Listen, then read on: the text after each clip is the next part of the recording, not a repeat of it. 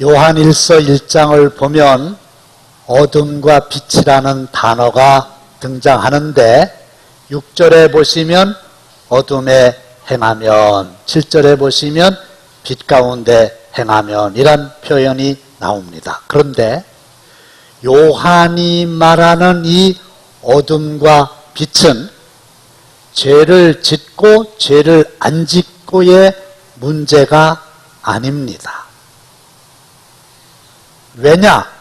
모든 사람은 죄로부터 자유스러운 사람이 없기 때문에 그런 겁니다. 문제는 죄를 짓고 난 후에 자기가 지은 죄를 감추려고 그러느냐, 숨기려고 그러느냐, 아니면 인정을 하느냐, 드러내느냐의 차이인 겁니다. 어둠에 행하는 사람은 죄를 짓고 난 다음에 자기의 죄를 인정하지 않고 변명을 하면서 자기의 죄를 감추려고 하는 사람이고, 빛 가운데 행하는 사람은 죄를 전혀 짓지 않은 완벽한 사람을 말하는 게 아니라 자기의 죄를 인정하고 드러내는 사람을 의미하니, 여러분들은 어둠에 속한 사람입니까? 아니면 빛에 속한 사람입니까?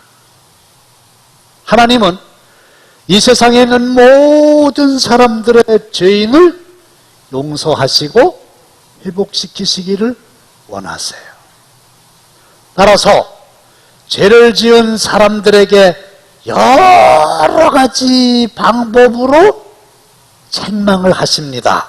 책망이라고 하는 게 뭐냐? 어떤 것을 바로잡는 거예요. 지금 죄를 졌어요. 잘못됐어요.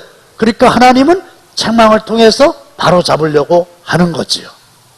그런데 하나님이 책망하시는 방법은 여러 가지가 있는데, 첫째로는 사람을, 죄를 지은 사람에게 보내십니다. 그리고 말하게 하시죠. 본문에 나오는 다윗 왕은 내 이웃을 탐하지 말아라 그랬는데 이웃을 탐했습니다. 거짓말하지 말아라 그랬는데 거짓말했습니다. 간음하지 말아라 그랬는데 간음했습니다. 살인하지 말아라 그랬는데 자기의 부하 우리아를 무고하게 죽였습니다.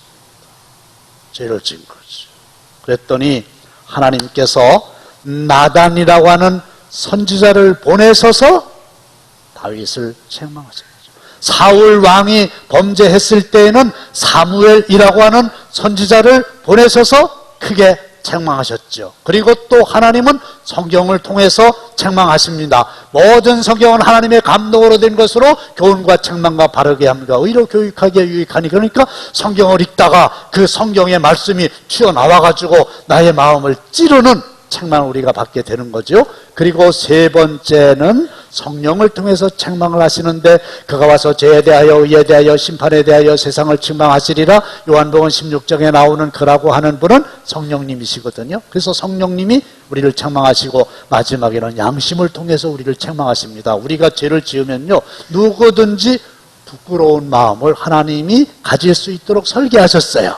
그러니까 그 양심을 통해서 자기의 잘못을 깨닫고 하나님의 책망의 음성을 듣고 회개하기를 바라시는 거죠. 그리고 드물게는 나귀의 입을 열어서 책망을 하시기도 하고, 때로는 돌들로도 소리를 지르게 하시는 겁니다. 다윗 왕 앞에 나단 선지자가 딱 나타났어요. 그러면서 하는 얘기가, 왕이시여, 한 성읍에 두 사람이 살고 있었는데 한 사람은 부자고 한 사람은 가난한 사람입니다. 부자는 양과 소가 심이 많습니다. 가난한 사람은 암양 새끼 한 마리밖에 없습니다. 그 한 마리밖에 없는 암양 새끼를 가족처럼 돌보며 살았습니다. 딸처럼 사랑을 했었습니다. 그런데 어떤 행인이 부잣집에 오게 되었습니다. 부자는 자기 집에 소와 양이 너무 많은데 아까워가지고 잡지를 않고 이웃집에 있는 가난한 사람의 하나밖에 없는 암양을 뺏어다가 잡아서 대접을 했습니다. 그랬더니 나단 선지자가 하는 얘기를 들은 다윗 왕이 성경에 보면 크게 노했다. 화를 내면서 도대체 어떤 놈이 그렇게 못된 짓을 했느냐? 여호와의 살아계심을 두고 맹세하노니 이 일을 행한 그 사람은 마땅히 죽을지라. 양심도 없지. 저한테 소와 양이 많은데 하필이면 옆집에 하나밖에 없는 암양을 빼앗아다가 대접을 했어? 그런 놈이 있으면 그 놈은 죽여야지. 그랬을 때에 7절에 보면 나단이 다윗에게 이렇게 말합니다. 당신이 그 사람이라. 근데 이거는 힐이 확 꽂히지 않는 얘기고 원래대로 얘기하면 뭐냐? 내 놈이 그 놈이다. 내 놈이 그 놈이야. 이렇게 책망을 합니다. 이스라엘의 하나님 여호와께서 이와 같이 이르시기를 내가 너를 이스라엘 왕으로 기름 붓기 위하여 너를 사울의 손에서 구원하지 않았냐? 아시지요? 하나님께서는 다윗을 왕으로 삼으시기 위해서 시퍼런 살아있는 권력 사울의 왕으로부터 건져내 주신 게 한두 번이 아니잖아요. 은혜를 베푸셨잖아요. 다윗에게. 내 주인의 집을 내게 주고 사울 왕의 궁궐을 다윗이 사용할 수 있게 해주셨고 내 주인의 아내들을 내 품에 두고 전의 왕 사울 왕의 처첩들을 다 다윗 왕이 거느리게 했고 이스라엘과 유다 족속을 내게 맡겼느니라. 만일 그것이 부족하였을 것 같으면 내가 내게 이것저것을 더 주었으리라. 그러한데 어찌하여 내가 여호와의 말씀을 업신여기고 나 보기에 악을 행하였느냐? 솔직히 말해서 너 여자가 없어서 그 짓 했냐? 우리아에겐 하나밖에 없는 아내잖아요. 이렇게 가차없이 아주 강도 높게 다윗 왕을 책망했는데 하나님께서 나단 선지자를 통해서 책망하시는 거예요. 사랑하는 성도 여러분, 하나님은 오늘도 여전히 우리가 범죄했을 때 하나님의 때가 되면 하나님이 여러 가지 방법을 통해서 나를 바로잡기 위해서 책망하실 터인데 그 책망을 겸손하게 받아들이는 은혜가 임하기를 원하면 아멘 하시기 바랍니다. 그런데 문제는 다윗이 도적질에 간음에 살인까지 했지만 상당 기간 동안 다윗에게는 아무런 일도 일어나지 않았습니다. 다시 말씀을 드리면 다윗이 우리아를 죽이고 그의 아내 밧세를 빼앗아서 동침을 해서 맏아들을 낳을 때까지 아무런 일이 없었어요. 이것 때문에 오늘도 많은 사람들이 죄를 짓고도 두려워하지 않고 계속 죄를 반복하는 겁니다. 왜? 죄를 졌거든? 엄청난 죄를 졌거든? 그런데 하늘에서 벼락이 내리는 것도 아니고 나에게 어떤 제재가 가해지는 것도 아니니까 별거 아니네, 괜찮네, 아니 이렇게 살아도 되네, 이렇게 되는 거예요. 그런데 우리가 분명히 기억해야 될 사실은 하나님께서 침묵을 하신다고 아무런 일이 끝까지 일어나지 않는다라고 생각하면 안 됩니다. 오히려 하나님께서 침묵하시는 시간이 더 무서운 시간임을 깨달아야 합니다. 하나님의 가장 무서운 징계는 고난이나 질병이나 가난이 아닙니다. 하나님의 가장 무서운 징계는 침묵입니다. 그리고 내가 죄를 범했는데도 오히려 세상적으로 더 잘 되는 게 가장 두려운 겁니다. 그런데 하나님의 침묵의 시간이 지났어요. 그랬더니 이제 하나님이 움직이시는 거예요. 그래서 나단 선지자를 다윗에게 보낸 겁니다. 근데 그 듣기 불편한 내 놈이 그 놈이다 라고 하는 피부를 찌르는 강력한 그 책망 앞에 다윗이 어떻게 반응했느냐, 이게 너무 중요한 건데 다 함께 시작. 다윗이 나단에게 이르되 내가 여호와께 죄를 범하였노라 하매 나단이 다윗에게 말하되 여호와께서도 당신의 죄를 사하셨나니 당신이 죽지 아니하려니와 내가 여호와께 죄를 범하였노라. 그렇게 현직 왕이 나단 선지자에게 자백을 합니다. 사실은 그 우리아를 죽일 때처럼 행하려면 쥐도 새도 모르게 나단 선지자 또 죽이면 돼요. 물론 하나님은 아시겠죠. 근데 무릎을 탁 꿇고 내가 하나님께 죄를 졌습니다. 이렇게 얘기합니다. 이걸 우리는 자백이라고 그러죠. 그랬더니 나단이 다윗에게 말하되 여호와께서도 당신의 죄를 사하셨나니 용서하셨나니 할렐루야. 그래서 자백을 함으로 용서를 받게 된 거지요.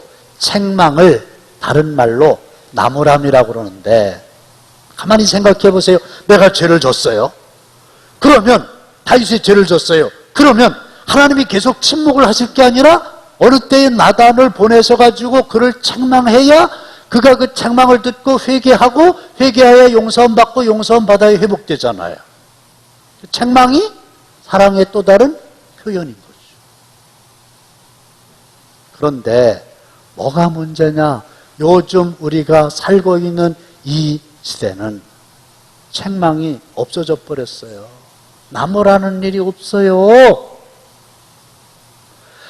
가정에서 부모님들이 자녀들이 잘못하는 걸 알고도 책망을 안 하기도 하고 책망을 못 하기도 하고 책망을 한다 하더라도 영악한 애들이 그 책망을 받아들이지를 않습니다. 어른이 돼가지고 길을 가다 보니까 남학생 몇 명이 여학생에게 해코지를 하는데 하고 어른으로서 마땅히 책망을 해야 되는데 해가 나한테 미칠까봐 못 본 척하고 황급히 도망갑니다. 이런 애들이 학교에 갑니다. 학교에는 선생님이 아이들을 바르게 가르치는 분이십니다.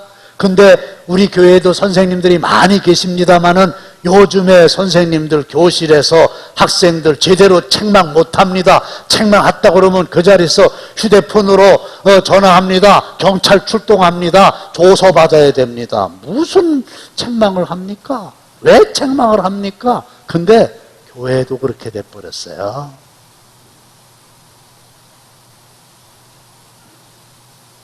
초대교회로부터 상당한 기간까지는 사람들이 교회를 선택하는 게 아니라 교회가 사람을 선택했어요. 교회에서 이 사람은 분명하게 잘못됐다. 그러면 징계를 내렸어요. 그리고 심하면 출교했어요. 교황이 국왕을 출교시킨 역사적인 전례도 있어요. 그런데 종교개혁과 더불어서 단일 교회 체제가 무너지고 산업화, 도시화 과정을 거치면서 사람들의 이동이 활발해지고 이런 과정 속에서 반대로 이제는 사람들이 교회를 선택하는 구조로 바뀌어지게 된 겁니다. 교회에서 책망이 사라지고 교회가 슈퍼마켓 같은 처지로 전락했습니다. 무슨 말씀이냐? 성도들이 선택권을 가지고 고객이 되고 교회에서 전하는 하나님의 말씀은 상품이 되고 맙니다. 그 결과 각 교회마다 하나님의 말씀을 성도들의 입맛에 맞추는 말씀의 변질이 일어납니다. 하나님의 말씀이라고 하는 상품을 부드럽고 달콤하게 포장을 합니다. 결국 말씀이 온전한 말씀이 되지 못하고 반쪽짜리 말씀, 변질된 말씀으로 전락하고 말았어요. 책망한다? 그러면 언제든지 교회가 당진 교회밖에 없냐고, 감리교회밖에 없냐고, 그러고 뒤도 안 돌아보고 할 말 다 하고 집어 던지고 다른 교회로 갑니다. 다른 교회는 묻지도 않고 따지지도 않고 쌍수를 들어서 환영합니다. 그래서 다른 교회 가기도 하고 우리 교회 오기도 하고 그럽니다. 죄, 책망, 자백, 용서 이게 순서잖아요. 그런데 죄하고 자백은 인간의 몫이고 책망과 용서는 하나님의 몫입니다. 그런데 자백이라고 하는 게 뭐냐? 하나님이 가지가지의 방법으로 우리를 바로잡기 위해서 책망을 할 때에 그 책망하는 말씀이 옳습니다. 너 왜 가늠했느냐? 너 가늠했지? 네, 제가 가늠했습니다. 이렇게 인정하는 거, 이렇게 받아들이는 거, 책망의 말씀과 같은 소리를 내는 거, 똑같은 것을 말하는 거, 이게 자백이에요. 원어로는 호모로기오라고 하는 거죠. 그래서 이 자백이라고 하는 것은 하나님의 책망 앞에 내가 용기를 가지고 겸손하게 다윗 왕처럼 인정을 하는 겁니다. 이게 자백이에요. 이 자백이 있어야 돼요. 그래 용서함 받잖아요. 근데 자백이 있으려면 책망이 있어야 돼요. 요한일서 1장 9절로 10절 말씀을 보시면 만일 우리가 우리 죄를 자백하면 그는 미쁘시고 의로우사 우리 죄를 사하시며 모든 불의에서 우리를 깨끗하게 하실 것이요. 이게 자백이 용서를 받는 유일한 존재 조건이라고 하는 것이요. 만일 우리가 범죄하지 아니하였다 하면, 변명하면, 숨기려고 하면 하나님을 거짓말하는 이로 만드는 것이니 또한 그의 말씀이 우리 속에 있지 아니하니라. 그래서 책망을 하는데 인정을 안 하고 변명을 하고 자꾸 숨기려고 하고 그러면 죄를 용서함 받지 못하고 하나님의 말씀이 더 이상 그에게 영향을 끼치지 못하게 된다. 그런 말이에요. 자, 보세요. 우리는 어떤 경우에는 나단처럼 책망을 해야 되는 위치에 설 때도 있고 또 우리는 어떤 때는 다윗 왕처럼 하나님의 책망을 들어야 하는 위치에 있을 수도 있습니다. 그렇죠? 부모님이 되셔서 자녀를 책망합니다. 선생님이 되셔서 학생들을 책망합니다. 영적인 지도자가 되어서 성도들을 책망합니다. 그것은 나단 선지자와 같은 역할을 하는 거지요. 그러나 또 어떤 때는 이런 일로 저런 일로 이런 사람으로부터 저런 경우로부터 내가 책망을 받을 때도 있잖아요. 그런데 우리가 책망을 해야 된다 이런 그 위치에 있을 때는 뭐가 필요하냐? 담대함이 필요한 겁니다. 사실은 이 나단 선지자가 하나님의 말씀을 가지고 다윗 왕에게 갔지만 가가지고 그렇게 책망한다는 것은 어쩌면 자기의 목숨을 잃을지도 모르는 위험에 노출되는 거예요. 그걸 못합니다. 그래가지고 뒤에서 꿍시렁거리고 저건 아닌데 하면서도 누가 고양이 목에 방울을 달 거냐? 그러면 그때는 다 나는 안 합니다. 악역을 내가 왜 합니까? 그 말을 못하는 거예요.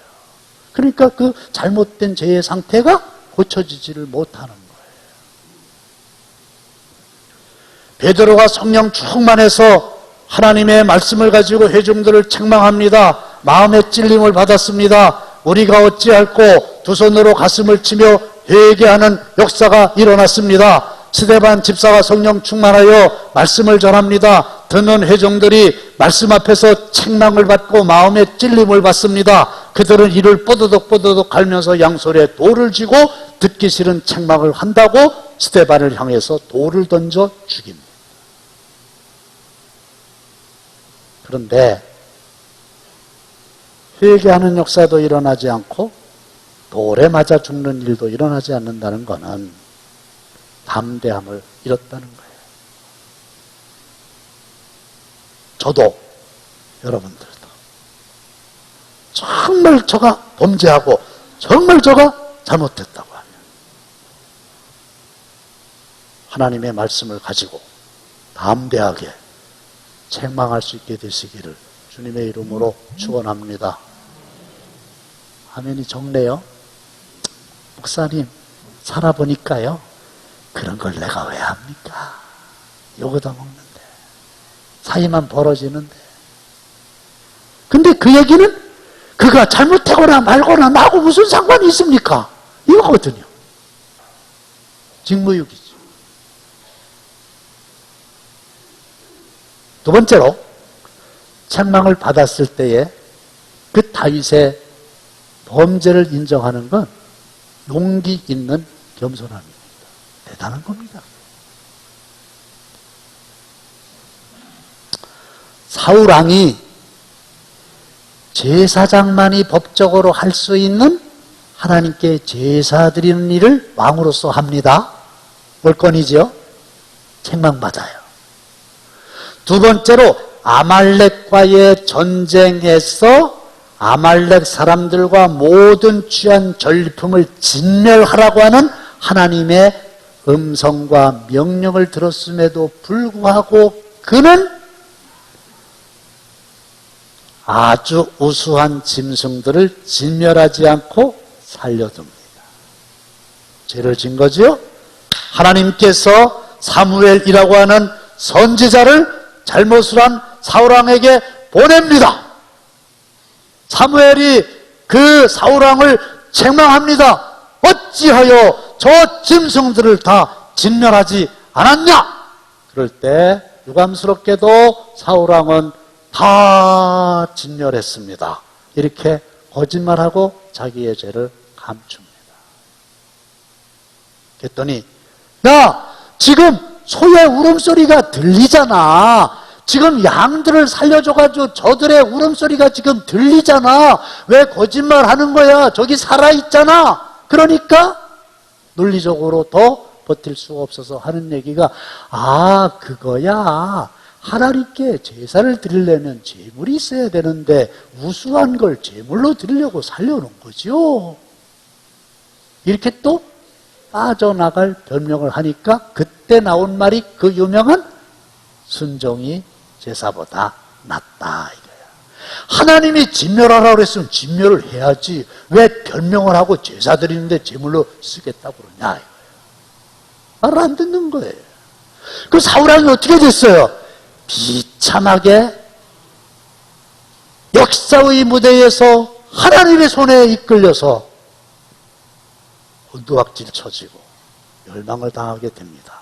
그러나 더 무서운 것은 사무엘상 15장 35절에 있는 말씀인데 다 함께 시작. 사무엘이 죽는 날까지 사울을 다시 가서 보지 아니하였으니 말을 안 들으니까 인정하지 않으니까 자꾸 감추려고 그러니까 자꾸 변명하니까 그래?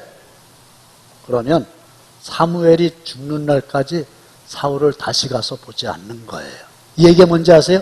두 번 다시 그 사람에게 하나님이 책망도 안 하고 그냥 두는 거예요. 그냥 내버려 두는 거예요. 이게 얼마나 잘못된 겁니까? 그러니까 때로는 지혜 있는 담대함이 필요하고 또 때로는 용기 있는 겸손함이 필요한 거예요. 지난번에 대전 제자들교회 김동현 목사님이 오셔서 속회 지도자들 이틀 동안 세미나 했죠. 그때 그가 한 말 중에 내가 아직도 부러워하면서 똑똑하게 기억하는 대목이 있는데 그게 뭐냐? 속장이야. 속에서 짱이라고. 그런데 거기도 이제 속장 모임이 있을 거 아니에요? 우리도 이제 오후에 모임이 있잖아요? 근데 그 김 목사님 보니까 속장인데 모임에 아예 안 나오는 거야. 근데 식당에서 만났어요. 그래서 이렇게 얘기했대. 속장님, 왜 정기 모임에 안 나오는 거야? 그렇게 안 나오려면 속장을 그만둬. 담대하면서. 했더니 그 속장님이 죄송합니다. 다음부터 잘 나오겠습니다. 그랬다는 거예요. 건강한 교회죠. 그렇죠? 근데 그 얘기 했다가 요거도 먹을 거 두려워가지고 말을 못하네. 두 목사님들도 속만 답답하고 부글부글 끓지 말을 못해요.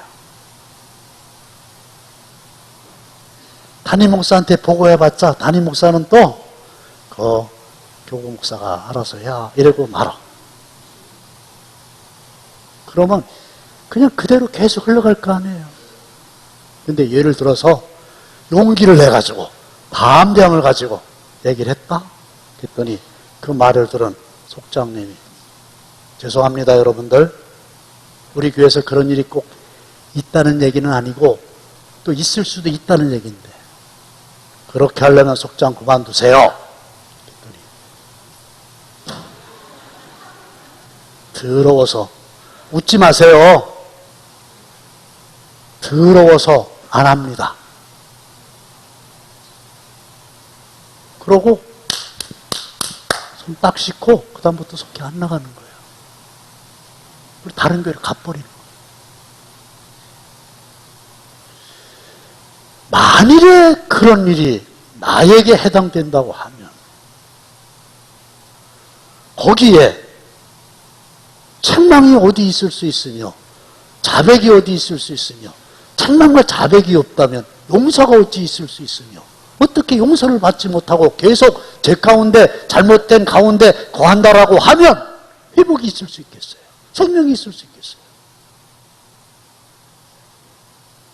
다윗은 진짜 용기 있는 겸손함으로 죄를 인정하고 자백해서 용서함 받았기 때문에 통일 왕국의 가장 넓은 영토를 차지하는 유일무이한 왕이 됐어요.